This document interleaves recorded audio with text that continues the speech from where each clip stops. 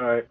So I You're want to on. thank everybody for coming in, showing up today. This is really a conversation that I would like to have, not so much a workshop where I'm giving information. However, I would like this to be a dialogue to discuss how first soft skills could be incorporated in the classroom, and then second, really understanding what's currently taking place. What we found with students, not generally speaking, what we found is when we survey employers, students are prepared with the book knowledge and they know how to apply the skills, but something that our students need a little more assistance in are those skills that you develop just from being on the job. Little things such as coming to work on time, uh, working through challenges, critical thinking. Those are the things that, generally speaking, historically speaking, our students have uh, had to have a little more instruction on versus the actual hands-on I can do the job. So I'm really glad this is a topic of discussion because I think it's something with a little effort, with minimal effort, could really visit our students. Right? So my name is Will. I'm the Director of Career Services, and in case you weren't aware, this is what these are kind of the three buckets career services operate: career readiness, career search, and career placement. So we ideally want to work with an individual when they enter in Triton, and we want them to follow. We want to follow them as they matriculate through, and then also once they get placed in employment, not only do we don't want to just say, okay, we're done, our job is done, but we want to make certain that they have the tools necessary to keep that job as well. So from a career readiness perspective, there's a program that Kevin Lee purchased called Career Coach that is available on our website, on Triton College's website. It's on multiple sites on with on various departments. I believe it's even on the Triton College's homepage, where if a student doesn't necessarily know what to major in, but they have an idea of the career, they can work backwards. So start with the end in mind, meaning I want to be uh, a specific type of engineer. Well, from there, you can identify which majors work best for you, or if you're one that has no idea what you want to do as a career, there are surveys or there are surveys that you can take that will give you ideas of careers and will align those with majors. Not only that, really, an individual wants to get a degree, whether it's an associate to go on and get a bachelor's, master's, or doctorate. Essentially, you want to work, and you want to make certain that your career, the job that you're interested in, will be hiring by the time you finish. So one thing that Career Coach will do is give you a 10-year job outlook. You can even shrink that scope to within Triton's district. Look at being what jobs are available now. Looks at average salaries. Looks at what the prospects were 10 years ago as well as 10 years ahead. So that student, when they choose a major, they go in eyes wide open as to what the prospects are for that specific career. That's Career Coach. We offer workshops. All our workshops are virtual at the moment. If you go to our website, you'll see a list of about 5 or 6 workshops that we have available right now that a student can click on and learn the basic resume, interviewing, those workshops. And we're working to put all 27 of our workshops online as well. So that's something myself and my team is working on. And also career prep. That's the internships and job shadowing. We really believe uh, strongly that every student should graduate with some type of experiential learning, even if they are looking to transfer to a 4-year college, because of that experiential learning will really solidify what they've learned in the classroom. So that's what the internship comes in. And job shadowing, for me, I always recommend a job shadow to a student who's first year, who's just entering into their time at Triton. and they're really trying to get a feel for if they've majored in something in the correct major, or if they have the right career path in mind. This will allow a student to experience a day in the life with somebody currently in that field to see if this is something I really want to do. So that's where the job shadowing comes in. Are there any questions at the moment? If not, I'll just keep going. So from career readiness, you have career search. So obviously we do career fairs. Well, our career fairs have moved virtually, and interestingly enough, we have more attendance, a greater attendance on virtual career fairs than we did in person. So although we found that not as many employers are open to virtual career fairs, but we have a lot more student attendance. Before, we would have to turn employers away. We'd have so many more employers than we have, and then the challenge was always, how do we get the students out? Now it's opposite. We have 4 or 5 employers. With our last event, we have 4 employers and we had close to 70 students attend. So that was really good, where students were able to ask questions with these 4 employers and get engaged and know about employment opportunities. Triton Career Link is another job search function for us. You may be familiar with College Central. We rebranded it. It's now called Triton Career Link. That's the Triton logo. This is a place where a student can identify job and internship opportunities that they'd be interested in applying to. So whenever an employer reaches out to us and says they're interested in hiring a Triton student, we send them to Triton Career Link. They told that the employer posts the role in Triton Career Link, and that allows the student to see that job opportunity and then apply. So every employer that is in Triton Career Link is currently looking to hire a Triton student. Now the student also in Triton Career Link can zoom out and look at all employers in general across all colleges that are a part of College Central. But I think for us, the real benefit is having employers that are looking to hire our students.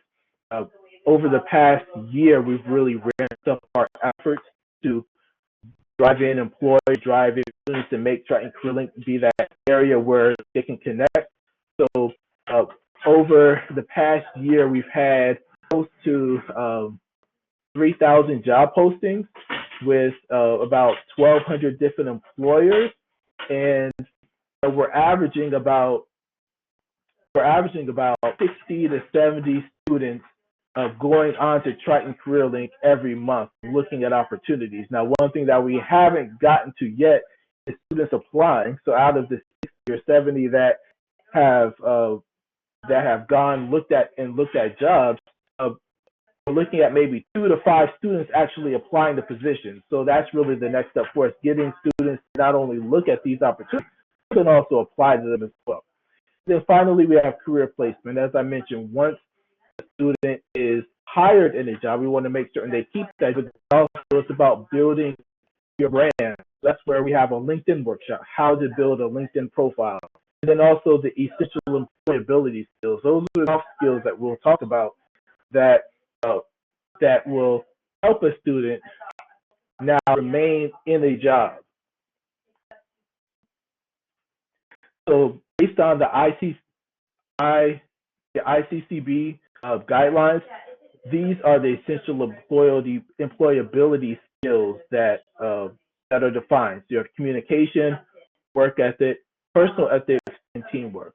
And really just looking at these 4 areas, there's a lot of transfer learning that takes place from a student in the classroom to working on the job.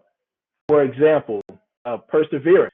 Say a student has a project that they're working on, and it's challenging. You don't have all the information. A student needs to work over a period of several weeks or the entire semester to complete it. So that perseverance that student perseverance process the student go through will help them on the job when they're given an assignment where all the pieces aren't there and they need to figure it out and provide a solution. So that's really where the work in the classroom can prepare a student for the real world. I think really it's just uh, helping a student understand why, or really helping helping a student understand that they already have a lot of the skills that are necessary. It's just knowing that they need to be applied. With communication, active listening versus passive listening. As we know, there are two different types of listening, and you want to be aware of when it's time to actively be engaged in the dialogue and when it's time to sit back and seek instruction. So if you're working, if you're in a plant and you're learning how to use a large equipment that could potentially harm you, that's when you have passive listening and you're listening to instructions. And then when it's time to really understand, the user, that's really where the active dialogue comes in. Work ethic, dependability. I think about in the classroom. I know when I was undergrad in high school, attendance was taken and attendance was mandatory. But when I went through that process, I always wonder, why does it matter if I show up to classroom? If I know the material, if I can study on my own, does it really matter? Well, I didn't realize at the time, but that simple fact of taking attendance in class helps in terms of dependability.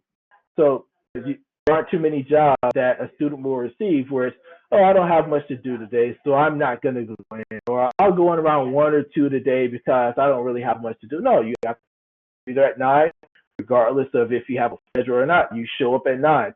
That's where dependability comes in. Then also professionalism. I think about in my time at college. I went to school in New Orleans. Uh, there was a social studies class I was in, and we had speakers. Every time we had a guest speaker come in class, we had to dress professionally. There wasn't much internet at the time, so we had to go in the library and do research on that person and actually have 2 or 3 questions. And we were graded based on if we asked questions or not. And that's where professionalism comes in. So then when a speaker comes and presents, we seem well prepared, which comes across as being more professional versus I'm coming in flip flops and a t-shirt. So I'm in New Orleans, it's hot all the time. I'm tired. I sit in the back and I basically have my head down the entire day. So that's not professionalism. So those things that I learned in the classroom actually helped me when I got hired in my first job. Integrity, respect, those are kind of self-explanatory. Integrity, when you study for a test, not cheating, and having respect and a positive attitude. It's those are things that are easily transferable from a classroom to the workforce. One thing that I really think is important that I think students don't really see the correlation is really the critical thinking skills. That's what's really developed in a college setting. Oftentimes, employers tell me, I don't really care what a student majors in. I just want to know they have a degree. I know they're trainable if they have a degree. And I know that they'll think the extra steps because that's what they've been taught to do. So critical thinking is taught in the classroom as well. And those are things that are definitely necessary in the workforce. And unless you have a job where it's just you and you're just, I really can't think of a job where, unless you're a business owner, pretty much every role you work in, you're going to work with others. So group projects in graduate school for me, every class I was in had at least one group project. That taught me how to work with others. It taught me how to assume certain roles. Sometimes I was a leader, sometimes I wasn't. So group projects really help in preparing an individual for the workforce. I had a total of 3 slides set up, and I went through all 3. So are there any questions?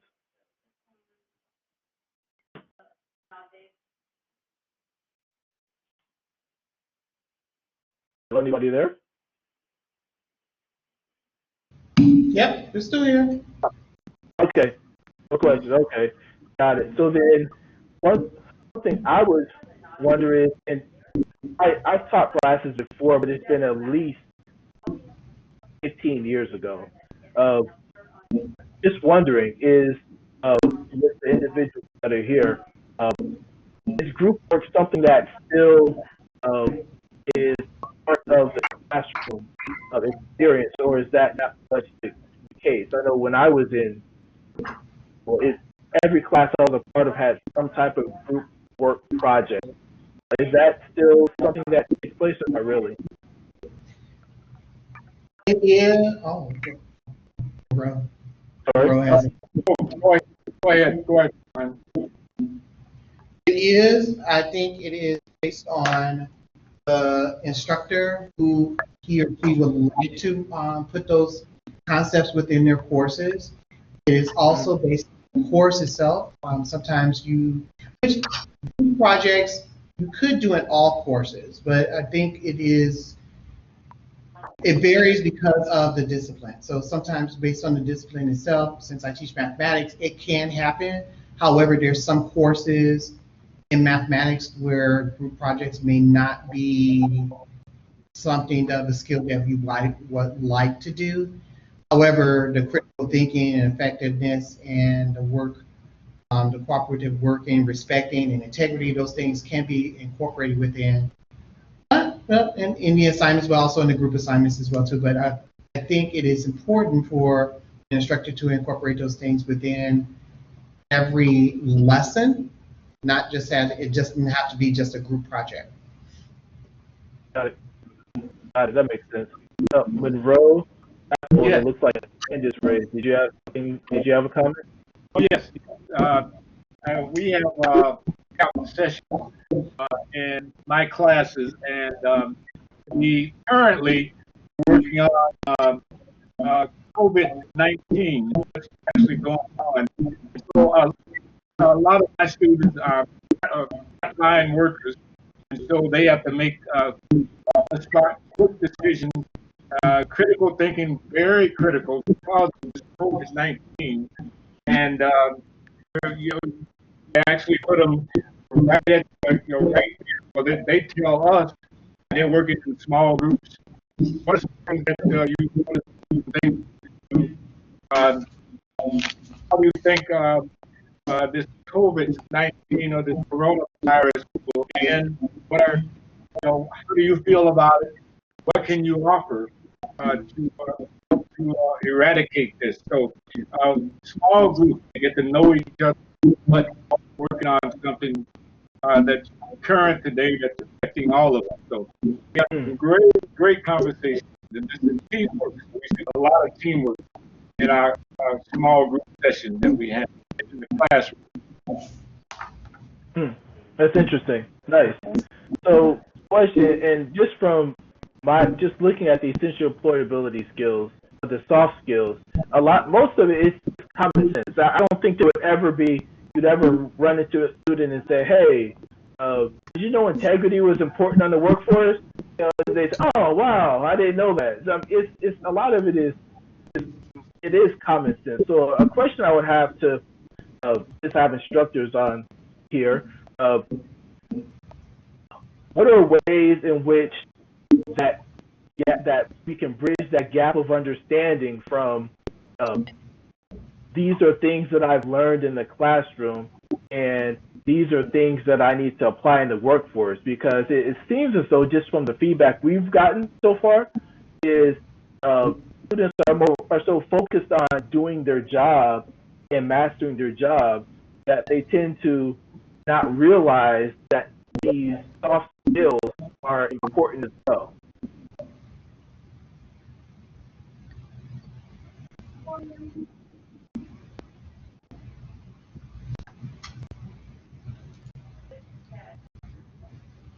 Well, I would tend to agree with you, Bill, because of the fact that even though what they learn in the classroom, they learn about the human body and how I teach the human body, but what's most important is that they get together with other folks, other students, and they try to solve problems, solve immediate problems. So it's we're trying to teach them to apply, make direct applications. Even though they're doing their homework, they have exams. But how would you apply this in your place of employment? most of them are working in at this point in time. Well, let me, I can give you an example from the nursing perspective and the way that our students are expected to kind of have all of these things that you have on your list here, because not only are they expected to behave in a professional manner in the classroom, but they're also doing their clinical practice in several hospitals in the Chicagoland area, and they're expected to behave as if they were employed at the place. So they have to arrive on time, speak to others in a professional manner, dress appropriately, act professionally. So I think a lot of these skills, at least in the nursing department, are applied more than actual lecture or lab, especially in clinical as well. I think it's important, and sometimes it is, we don't really think about it until we kind of talk about it in this way. We're trying to make our students understand that these are just as important, because we're preparing them for a professional career once they leave.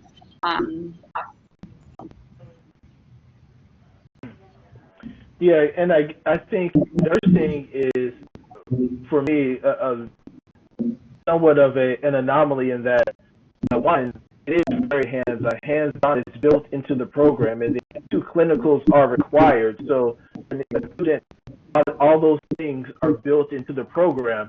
And really, I've spoken to General Harmon, just trying to get an understanding of how the health sciences is structured, so that we can then introduce some of the things that are taking place in health sciences to other areas that are structured similar to, for example, horticulture. Horticulture has an internship requirement and very hands-on.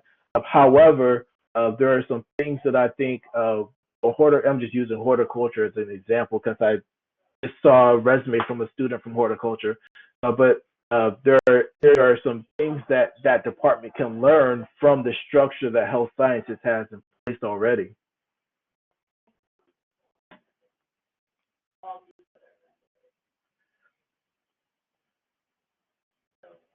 Laura, I don't have anything else. It's like it's going on 3:30. Is, is there anything else that we need to cover? No, but I want to say that when you were talking about incorporating within and preparing our students, I, as a math professor, I actually incorporate, well, math is all about critical thinking, but I incorporate the professionalism, the integrity, and respect when students have to do projects, especially in my math literacy class and the liberal arts math class, where they have to do a project or a research paper. So I incorporate those skills and show them how it's relevant to where they're going in their positions, or even if it's going for a job or their four-year institution or just going back home. Yeah, and one thing I do appreciate, Juan, is you actually take your students out and you make math practical and hands-on. So you bring your students to career services, and they ask questions, and they're working on a project in a group together, which for me, just personally speaking, one challenge I had with math was making it practical, especially when you start getting into a lot of the theory. When you get past the algebra and you start getting into, more letters and all those other the Greek alphabet gets added in. It starts it's hard to understand. But one thing I see that you do is you do try and make it as practical as possible. I only try.